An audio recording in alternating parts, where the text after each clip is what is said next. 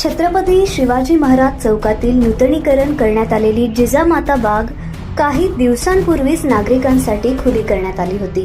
मात्र त्यानंतर प्रशासनाने पुन्हा बागेच्या गेटला कुलूप ठोकल्याने पंढरपूरकरांमध्ये तीव्र संताप व्यक्त होत आहे.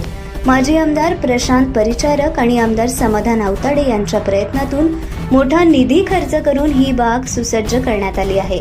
सुट्ट्यांच्या पार्श्वभूमीवर नागरिकांकडून मोठा प्रतिसाद अपेक्षित असताना बाग बंद ठेवण्यामागे प्रशासनाची दिरंगाई किंवा राजकीय कारणे असल्याचा आरोप केला जात आहे.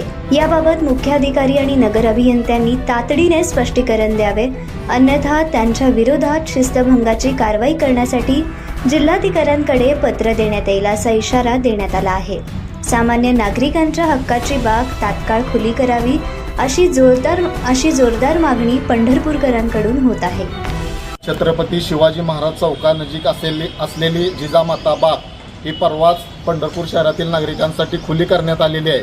सोलापूर जिल्ह्याचे माजी आमदार प्रशांतराव परिचारक असतील किंवा पंढरपूर मंगळवेढा तालुक्याचे आमदार समाधानदादा आवताडे असतील यांच्या मार्गदर्शनाखाली चांगल्या पद्धतीचा निधी या बागेसाठी देऊन ही बाग अतिशय चांगल्या प्रमाणात पंढरपूरच्या नागरिकांसाठी सज्ज झालेली आहे. परंतु नगरपालिका प्रशासन असेल, मुख्याधिकारी असतील, नगर अभियंता असतील यांना मी विनंती आहे की ही बाग चालू झाल्यानंतर पण त्या बागेला कुलूप या प्रशासनाने ठोकलेलं आहे.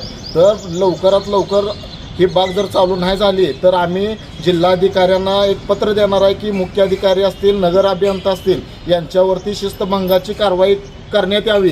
या संदर्भात प्रशासनाने खुलासा द्यावा व तसेच या बागेसंदर्भात कोण जरी राजकीय हितासाठी जर ही बाग बंद ठेवत असेल तर ह्याच्या पुढं पंढरपूरची जनता त्यांना माफ केल्याशिवाय राहणार नाही आणि पंढरपूरची ही बाग लवकरात लवकर सुरू व्हावी अशी मागणी पंढरपुरातील सामान्य जनतेतून आमदार परिचारक साहेब असतील, आमदार आवताडे साहेब असतील यांच्याकडे वारंवार होत होती. त्यानुसार ही बाग चालू झालेली आहे. उन्हाळ्याच्या सुट्टी आता उन्हाळ्याचे दिवस चालू असल्यामुळे या बागेला नक्कीच प्रतिसाद मिळेल असा आम्हाला विश्वास आहे.